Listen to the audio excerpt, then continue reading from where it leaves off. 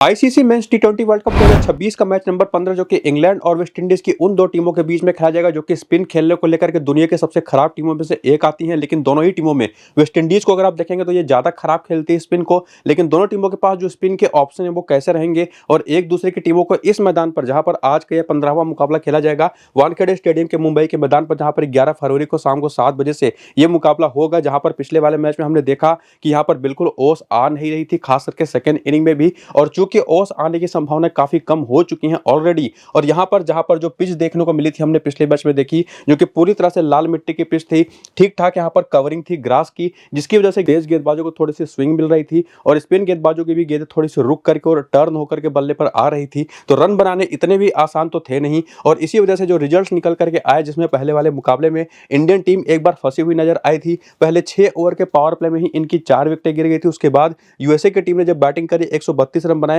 तो यहां पर भी पावर प्ले के अंदर 3 विकेटें इंडियन बॉलर्स ने निकाल ली थी। और इवन दूसरे मैच में भी अगर आप देखें, इंग्लैंड और नेपाल का जो मुकाबला हुआ था, वहां पर बैटिंग के लिए जो पिच थी थोड़ी सी और बेटर हो गई, जहां पर पहली इनिंग के पावर प्ले में भी 2 विकेटें गिरी पहले 6 ओवर में, सेकंड इनिंग के पावर प्ले में भी 2 विकेटें गिरी, लेकिन रन्स भी वहां पर बनते दिखाई पड़े। अभी पिछले दोनों मैच में आपने देखा कि पहले बैटिंग करने वाली टीम यहां पर जीती है। पिछले 9 मुकाबले को उठा लेंगे तो 5 बार बैटिंग करने वाली टीमें यहां पर मैचेस जीती हैं, लेकिन 4 बार बैटिंग सेकंड करने वाली टीमें भी मैचेस जीतती हैं। और होता यही है यहां पर, अगर सेकंड इनिंग में ओस आने के चांसेस नहीं बनते हैं, तब पहले बैटिंग करना किसी भी टीम के लिए एक एडवांटेजियस ऑप्शन बन जाता है, जो कि पिछले दोनों मैचेस में हमने देखा। और आज के इस मैच में भी ये अपडेट लेना बहुत जरूरी होगा कि सेकंड इनिंग में ओस आने के चांसेस कितने ज्यादा है, जो कि आपको मैं अपने टेलीग्राम और व्हाट्सएप चैनल पर बताऊंगा। तो नीचे डिस्क्रिप्शन और पिन कमेंट में जाइए, लिंक आपको मिल जाएगा मेरे टेलीग्राम का भी और व्हाट्सएप चैनल का भी, उसको क्लिक करके ज्वाइन जरूर हो जाइए। और यहाँ पर जो पिछले मैच में स्पिन को 13 और पेस को 15 विकेटें मिली हैं, और इनिंग के हिसाब से भी वो विकेटों की संख्या आप देख सकते हैं, ये यहाँ पर क्लियर करती है कि यहाँ पर ना सिर्फ पेसर्स के लिए पूरे ऑप्शन हैं विकेट निकालने के,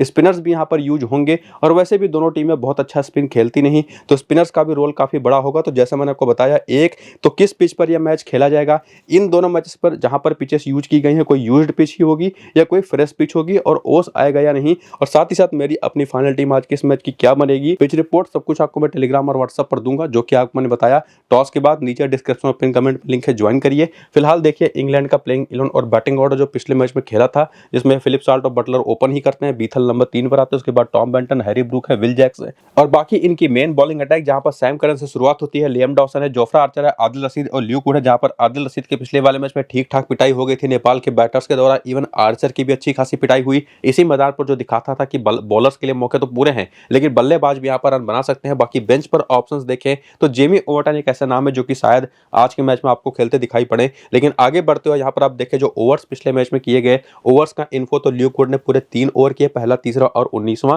और जनरली ये पावर प्ले के और डेथ ओवर के 2-2 ओवर करते भी हैं। वही सेम चीज आपको जोफ्रा आर्चर भी लगभग करते दिखाई पड़ेंगे, जिसमें आदिल रशीद मिडिल ओवर्स में, और उसके बाद विल जैक्स भी आपको मिडिल ओवर्स में बॉलिंग करते दिखाई पड़ेंगे। सैम करन मिडिल ओवर में और पावर प्ले के अराउंड करीब 3 ओवर की बॉलिंग करते दिखाई पड़ते हैं। बाकी लियम डॉसन ने भी पिछले वाले मैच में 4 ओवर किए, जिसमें से 1 डेथ का था। तो निश्चित तौर पर स्पिनर्स भी इनके काफी इंपॉर्टेंट है, और पूरे full fledged 3 spin bowling options इनके पास है, जिसमें से अगर जेमी ओवरटन खेलते हैं तो निश्चित तौर पर कोई एक स्पिनर कम ही होगा, उसके चांसेस थोड़े से मुझे कम दिखाई पड़ रहे हैं, क्योंकि सामने वेस्ट इंडीज की टीम है। लेकिन अगर ये खेलते हैं तो उनका करियर कैसा रहा है टी20 में, वो आप इनिंग के हिसाब से भी और ओवरऑल भी यहाँ पर जरूर देखिए। इवन इंग्लैंड की जो पूरी की पूरी टीम है, उनके हर एक खिलाड़ी का, चाहे वो बैटर हो चाहे बॉलर हो, पूरा करियर का खाका टी20 फॉर्मेट में वो आपके सामने है, जो कि मुझे नहीं लगता बहुत देखने की जरूरत है, लेकिन फिर भी बहुत लोग देखना चाहते हैं, तो उसको आप जरूर देखिए। बाकी रिसेंट फॉर्म आपके सामने है, और जो आपको ने बताया कि पहला मैच जो नेपाल के खिलाफ हारते हारते जीती है ये इंग्लिश टीम, उसमें अगर आप देखें फिलिप साल्ट का बल्ला नहीं चला, केवल 1 रन बना पाए। बाकी जोस बटलर ने 26 रन बनाए, बेथल ने बनाए 55 रन। इसके बाद बताया तो टॉम बेंटन ने बनाए 2 रन पर 53 की पारी खेली, कप्तान हैरी ब्रूक ने। बाकी मैन ऑफ द मैच रहे विल जैक्स ने 39 नाबाद की, पहले तो एक ताबड़तोड़ पारी खेली, और बहुत बड़ी भूमिका थी इस मैच में, जो 180 प्लस का स्कोर बनाया इंग्लैंड की टीम ने, उसमें इनकी पारी का। अगर ये बैटर नहीं चलता तो निश्चित तौर पर काफी कम स्कोर बनता। बाकी सैम करन ने 2 रन बनाए, बाद में 1 विकेट भी लिया। परफॉर्मेंस थोड़ी सी एवरेज दिखाई पड़ रही है, केवल 1 विकेट की, लेकिन आखिरी मैच में उस मैच को इन्होंने ही बचाया जहां पर 10 रन देने थे या बनाने थे नेपाल की टीम को, और इन्होंने केवल 6 रन कंसीड किए। बाकी लियम डॉसन ने 2 विकेट ली, 1 विकेट जोफ्रा आर्चर ने लिया, काफी महंगे साबित हुए। आदिल रशीद भी काफी महंगे साबित हुए, विकेट मिला नहीं। ल्यूक वुड को भी केवल 1 विकेट मिला। तो पिछला मैच तो निश्चित तौर पर एक ऐसा रहा ना कि जो प्लेयर्स ऑलरेडी जो पिछले मैच में फ्लॉप होते दिखाई पड़े प्लेयर्स ना, उनका उसके पहले का फॉर्म देखेंगे तो बहुत अच्छा था, और जो पिछले मैच में थोड़ा बहुत प्लेयर चले वो उसके पहले उतना बेहतर काम नहीं कर पा रहे थे। काफी उल्टा सा परफॉर्मेंस रहा पूरी इंग्लिश टीम का। लेकिन एक बात तो प्रॉपरली आप ये कह सकते हैं कि इस टीम की तरफ से फिलिप साल्ट हो गए, जोस बटलर हो गए, जेकब बीथल हो गए, इनको आप मिस नहीं कर सकते। इन तीनों की जो यूटिलिटी है एज ए बैटर और जैसे ये फॉर्म में है, और उसी में सैम करन को, लियम डॉसन को और साथ ही साथ आदिल रशीद को भी आप मिस नहीं कर सकते ल्यूक वुड के साथ, जो इनकी बॉलिंग की यूटिलिटी है और सामने जैसी टीम है उसको देखते हुए। तो ये तो प्रॉपर 7 ऐसे ऑप्शन है जो कि आपके टीम में सीधे आ सकते हैं, जिसमें बाकी बचे जो नाम है उनमें से किसको आप लेके जा सकते हैं, किसको छोड़ सकते हैं, वो भी चेक करने के लिए, और इवन जो बेंच के प्लेयर्स हैं उनका भी रिसेंट फॉर्म आप देखते चलिएगा। आगे बढ़े और हेड टू हेड के आंकड़े देखें तो एक चीज आपको मैं बता दूं कि फिलिप साल्ट इंग्लैंड की टीम में एक ऐसे प्लेयर हैं जिनका पूरा करियर अगर आप T20 का उठा लेंगे उसमें कोई एक ऐसी टीम है जिसके खिलाफ इन्होंने जबरदस्त परफॉर्मेंस दी है, सबसे बेहतरीन परफॉर्मेंस, कोई एक इंटरनेशनल T20 टीम तो वेस्ट इंडीज के खिलाफ परफॉर्म 14 मैचेस में 640 रन है, 64 का धमाकेदार एवरेज है। इवन उसी टीम के खिलाफ जेकब बीथल के भी और बटलर के भी आंकड़े काफी शानदार है। बीथल तो एक ही बार आउट हुए 5 मैचेस में, और उसके बाद टॉम बैटन के 5 में 122 रन है। हैरी ब्रूक कुछ खास कमाल कर नहीं पाए, ना तो विल जैक्स चले हैं। सैम करन ने 11 मैचेस में केवल 6 विकेटें निकाली है, 140 रन, लेकिन जो इनकी यूटिलिटी है एज ए बॉलर, एक तो ये जो डेथ ओवर की बॉलिंग करते हैं उसकी वजह से काफी इंपॉर्टेंट रहेंगे। लियम डॉसन 2 मैच में कोई विकेट नहीं ले पाए, जोफ्रा आर्चर के 4 मैच में 3 विकेट है, आदिल रशीद के 22 में जो 36 विकेट है। तो और साथ ही साथ ल्यूक वुड तो खेले नहीं, लेकिन अपनी बाएं हाथ की तेज गेंदबाजी के दम पर जो कि डेथ ओवर और पावर प्ले दोनों जगह पर करते हैं, ये सबसे इंपॉर्टेंट बॉलिंग ऑप्शन बन जाते हैं। तो जो 6 ऑप्शन 7 ऑप्शन आपको मैंने पीछे बताए थे उसमें से ये 6 तो बेस्ट हैं। अब बस वही आपको तय करना है कि आप लियम डॉसन को लेकर के जाएंगे जो कि एक स्पिन बॉलर है, वेस्ट इंडीज के खिलाफ कभी विकेट ले तो नहीं पाए, लेकिन निश्चित तौर पर इस टीम के खिलाफ मेरे हिसाब से बहुत ही फुल ऑप्शन है। वरना आप इन्हीं के जहां पर अगर पूरी तरह से सेफ खेलना चाहते हैं तो विल जैक्स को भी ट्राई कर सकते हैं, और उसका भी एक रीजन है क्योंकि सामने की टीम में निश्चित तौर पर कुछ लेफ्ट हैंडर्स हैं जो आगे मैं आपको दिखाऊंगा। फिलहाल तो आप वेन्यू के नंबर्स देखिए कि वानखेड़े की इस मैदान पर फिल साल्ट के 3 मैच केवल 10 रन है, वहीं पर बटलर का बैटिंग एवरेज 32 है, बेथल ने पिछले ही मैच में 55 रन बनाए, और इस वेन्यू पर बैंटन के आंकड़े, हैरी ब्रूक के आंकड़े भी थोड़े से एवरेज है। विल जैक्स भी कुछ खास बहुत ज्यादा बड़े बड़े नंबर्स इनके नहीं है, लेकिन जो कि बैटिंग ऑर्डर जहां पर उसके हिसाब से बहुत ही शानदार है, एज अ ऑलराउंडर तो बहुत ही कमाल का है। सैम करन के 8 मैच 6 विकेट 117 रन है, लियम डॉसन के 1 मैच में 2 विकेट है, आर्चर के 5 मैच में 8 विकेट है यहाँ पर, लेकिन उसमें भी अगर 8 विकेट देखें ना तो पहली इनिंग की परफॉर्मेंस कमेंडेबल है, सेकंड इनिंग की परफॉर्मेंस थोड़ी सी मुश्किल होती है इनकी। आदिल रशीद के 3 मैच में 2 विकेट है, ल्यूक वुड के 1 मैच में 1 विकेट है, और बाकी जो प्लेयर्स इनके एज ए बैटर खेलते हैं उनकी जो वीकनेसेस है जो कि आपको मैंने ऑलरेडी बता रखा है कि एक तो ये टीम स्पिन बहुत अच्छा नहीं खेलती, लेकिन साथ ही साथ जो बाकी सामने के टीम की बॉलर हैं वेस्ट इंडीज की, उसमें फिलिप साल्ट, रोस्टन जिसकी 8 गेंद पर 5 रन बनाकर एक बार आउट हुए, रोमारी सेवट की 29 गेंद पर 72 रन बनाकर एक बार, यानी कि चेस पर थोड़े से मुश्किल में आए हैं। वैसे बैटिंग एवरेज आपने देखा है 64 का इस टीम के खिलाफ, रोमारी सेफर्ट को जम के पीटा है। बाकी बटलर ये भी रोमारी सेफर्ट को 2 बार 55 रन बना करके, 4 बार अकील हुसैन की गेंद पर 108 रन बना करके आउट हुए हैं। जेसन होल्डर की गेंद पर टॉम बैंटन भी 2 बार 21 गेंद पर 31 रन बना करके आउट हुए हैं, जबकि वहीं पर सैम करन और हैरी ब्रूक के भी आंकड़े एज अ प्लेयर बैटल सामने की टीम के बॉलर्स में, जहां पर जेसन होल्डर, रोमारी सेफर्ट और रोस्टन चेज जैसे बॉलर बार बार नाम निकाल करके आएंगे, कहीं कहीं पर अकील हुसैन भी,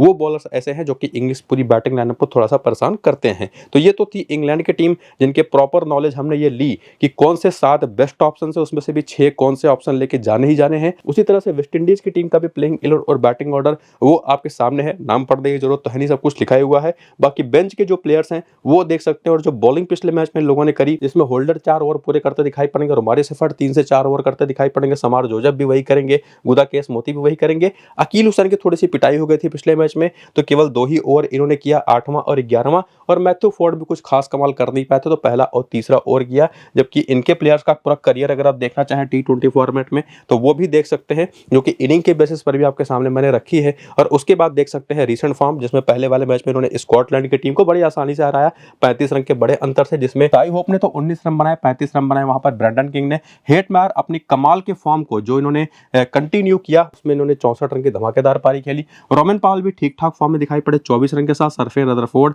इन्होंने भी 26 रन बनाए। रोमारियो सेफर्ट ने तो 5 विकेटें भी ली और एक हैट्रिक भी थी। लंबे समय से इनकी बॉलिंग में उतना बेहतर फॉर्म चल नहीं रहा था, लेकिन पिछले मैच में उन्होंने फॉर्म में वापसी करी। मैथ्यू फोर्ड का आपको ने भी पीछे ही बताया, कुछ खास अच्छी बॉलिंग कर नहीं पाए। होल्डर ने 3 विकेटें ली, अकील हुसैन चले नहीं, गुदाकेश मोती ने 1 विकेट लिया, समार जोसेफ ने 1 विकेट लिया, और बाकी जो बेंच के प्लेयर्स हैं उसमें रोस्टन चेस की क्या इंपॉर्टेंस हो सकती है ये आपने पीछे ही समझ लिया होगा प्लेयर बैटल के टाइम पर, जब इंग्लिश बैटर्स के बारे में आपको मैं बता रहा था। लेकिन ओवरऑल जो रिसेंट फॉर्म रहा है इन पूरी की पूरी बैटिंग लाइनअप का, उसमें साई होप थोड़ा सा निश्चित तौर पर कंसिस्टेंसी इश्यू लेकर के आते हैं, लेकिन सिमरन हेटमायर हो गए, सरफेन रदरफोर्ड हो गए, रोमारियो सेफर्ट हो गए, जेसन होल्डर हो गए, ये चार तो बेस्ट ऑप्शन निकल करके आते हैं, जिसमें से आप या तो रोमन पावेल को और या तो साई होप को, या तो किसी एक को या तो दोनों को भी आप लेके जा सकते हैं। अब चूंकि इंग्लैंड की तरफ से आप 6 से 7 प्लेयर लेकर के जाएंगे तो यहां से आपके पास 4 या 5 प्लेयरों की जगह बचेगी, तो हेटमायर, रदरफोर्ड, रोमारियो सेफर्ट और जेसन होल्डर जैसे 4 प्लेयर तो आपके पास पक्के तौर पर हैं, जिस वजह से रदरफोर्ड की जगह पर आप निश्चित तौर पर रोमन पावेल को भी ट्राई कर सकते हैं।